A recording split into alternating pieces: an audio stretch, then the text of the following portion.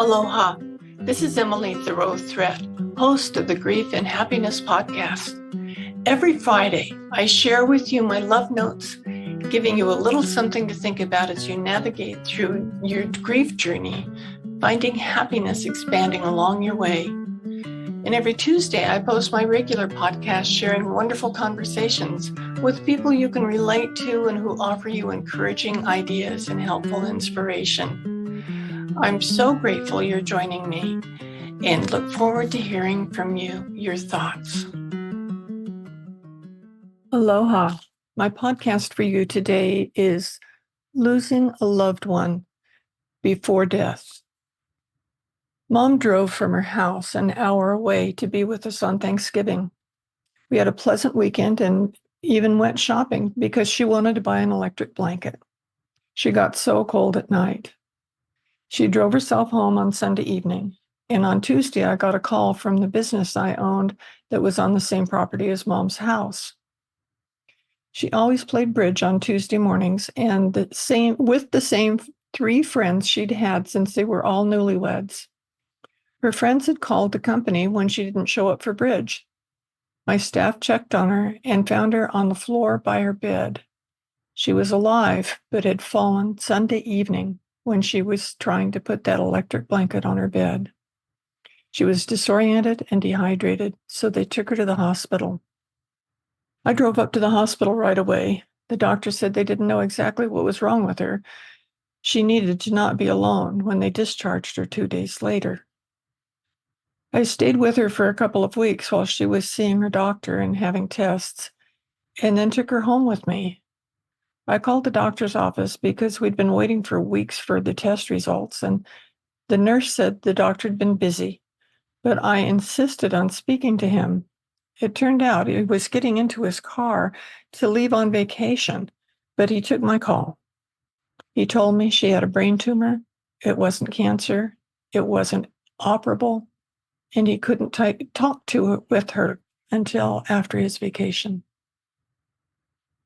My mother watched me on the phone with him and asked what he said, so I told her. We each held each other and cried.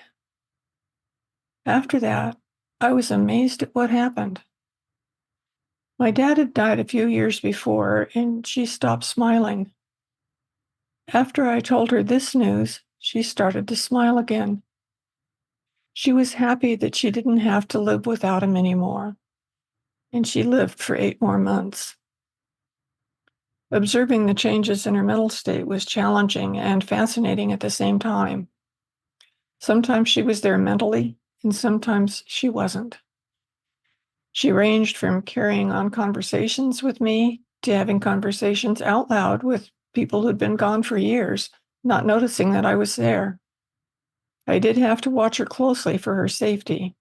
We had a swimming pool and she was fascinated with it, so we had to keep the doors locked. One time she found an unlocked door and went running down the street laughing and seemingly happy to be free, but terrifying to me as I chased her. I was with her when she died. She had stopped eating and had lost so much weight that she was almost unrecognizable. I felt such a peace in the room when she left. Her sister was in the other room, and her sister had planned for me to be the one to manage her affairs if she couldn't. And not long after this, her sister was diagnosed with the same kind of brain tumor. And I got to go through the whole process over again. And Isla didn't recognize me and didn't know where she was, but she did talk about her younger years. So that's where our conversations took place. I was grateful that she'd asked me to help her so that I was prepared when the time came. What I learned from these experiences is getting frustrated doesn't help.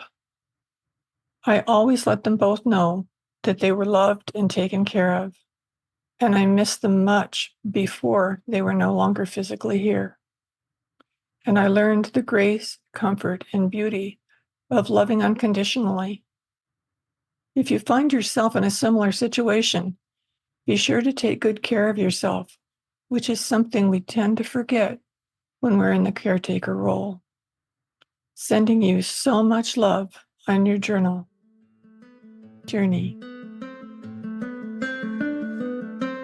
Do you want more comfort, support, and happiness? Join the Grief and Happiness Alliance. Visit my website at lovingandlivingyourwaythroughgrief.com and read my book, Loving and Living Your Way Through Grief. Be sure to subscribe to our podcast, rate it, review it, and binge on all our episodes on grief and happiness. I can't wait to welcome you back to another episode